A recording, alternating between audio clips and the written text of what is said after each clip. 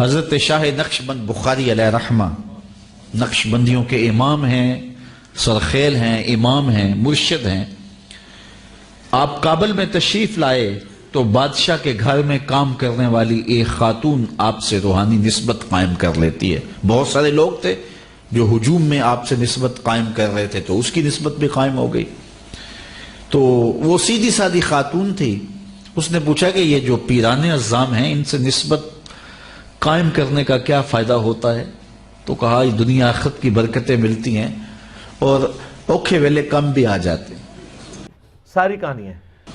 خیر وہ نیک پہلے ہی تھی، جب نسبت قائم ہوئی تو اور رنگ چڑھا اور اتنی دیانت سے شاہی محل میں کام کیا کہ بادشاہ اس سے بہت زیادہ اس پر اعتماد کرنے لگا۔ جو اس کی ہم منصب تھیں انہوں نے اس سے حسد کیا اور بادشاہ کے گھر کا زیور چوری کر کے اس پر الزام دھر دیا اور گواہیاں بھی دے دی۔ بادشاہ کو بڑا غصہ آیا کہ میں اتنا اعتماد کرتا ہوں اور اس نے میرے گھر کے اندر چوری کی۔ اس نے کوئی بات سنے بغیر کہا کہ اس کو لے جاؤ اور محل کی چھت سے اوپر گرا دو تاکہ باقیوں کو عبرت ہو جائے کہ بادشاہوں کے گھر کتنے مقدس ہوتے ہیں اور وہاں ایسی حرکتیں نہیں کی جاتی۔ اس نے چیخ کے کہا میں نے چوری نہیں کی، لیکن اس کی کون سنتا؟ خیر اس کو چھت پہ لے گئے۔ جب پھینکنے لگے تو اس کے دل میں خیال آیا، وہ کسی نے بتایا تھا کہ اوکھے ویلے بزرگ کام آتے ہیں، تو اس سے بڑھ کر اوکھا ویلا ہو کیا سکتا ہے؟ تو اس نے بخارے کی طرف منہ کر کے کہا شیئا للہ چو گدائے مستمند المدد خواہم ز شاہ نقشبند۔ میں نے سنا تھا اوکھے ویلے پیر مدد کو آتے ہیں، تو اس سے اوکھا ویلا تو میرے اوپر نہیں ہو سکتا۔ اور اتنے میں جلاد نے پیچھے سے دھکا دے دیا۔ جب وہ نیچے گئی تو حضرت شاہ نقشبند بخاری نے پکڑ کے آرام سے زمین پہ رکھ دیا۔ تو حیرت زدہ ہوگی، حضرت آپ کب آئے تھے؟ کہا تو از چبارہ آمدی من از بخارا آمدم، تو چبارے سے چل پڑی تھی، میں بخارے سے چل پڑا۔ یہ کہندے نے بزرگ بہت کام کرتے ہیں، بزرگ اڑ لیندے نے۔ اے سائبیریا بزرگ اڑ کے جا کے دس سکتے ہیں سر؟ آلموسٹ آپ سمجھ لیں 8-10 ہزار کلومیٹر کا سفر بغیر ریفیولنگ کے یہ پرندے کرتے ہیں، اور سوتے بھی عوام میں، نہ کچھ کھاتے ہیں نہ پیتے ہیں، یہاں کے لینڈ کرتے ہیں۔ یہ تو بوئنگ 747 کو بھی ریفیولنگ کی ضرورت ہوتی ہے۔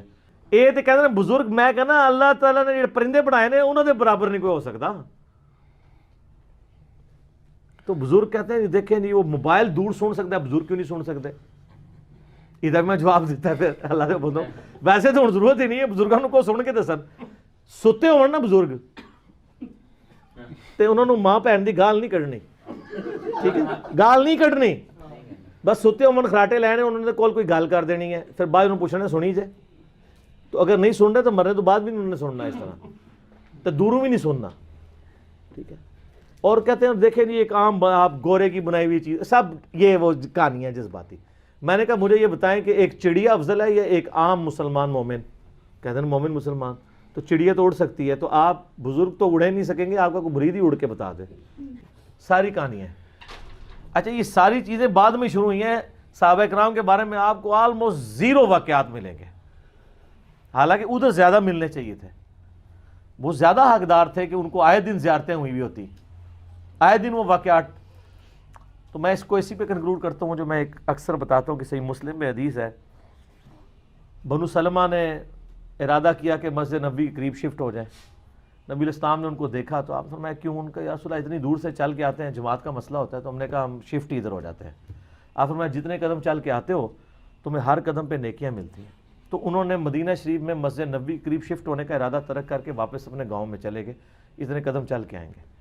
تو میں اس پہ ایک معصومانہ سوال کرتا ہوں، آپ تو بزرگوں کے بارے میں کلیم کرتے ہیں وہ اڑ کے پہنچ جاتے ہیں، تو نبی الاسلام صحابہ کو کہتے ہیں یار اولیاء اللہ تو تمہارے قدموں کی خاک ہیں، بلکہ وہ جو ایک اور انہوں نے بنایا ہوا ہے کہ اگر کسی فلاں شخص کی ایک گھوڑے کی سم سے خاک اڑے اور وہ جا کے ادھر جناب ناک میں کسی گھوڑے کی بیٹھے اور اس سے بھی زیادہ ایک جو ہے صحابی افضل ہے، تو یہ صحابہ تو جو ہے اتنے افضل ہے، تو آپ کے اولیاء اللہ بغیر بوئنگ 747 کے، بغیر اونٹ کے، بغیر گھوڑوں کے ایک نماز پڑھتے ہیں مسجد نبوی میں، دوسری پڑھتے ہیں بیت اللہ میں، تیسری پڑھتے ہیں بیت المقدس میں جا کے، ٹھیک ہے جی، اور چوتھی جو ہے وہ واپس آ کے جہلم شریف پڑھتے ہیں یا لاہور شریف پڑھتے ہیں، یا کراچی شریف یا اجمیر شریف یا بغداد شریف، تو صحابہ کرام کو تو دماغ میں نہیں تھا کوئی بندہ اڑ سکتا ہے، تو ورنہ کوئی ایسی بات ہونی چاہیے تھی نا، کیونکہ اس زمانے میں لوگ اڑا نہیں کرتے تھے.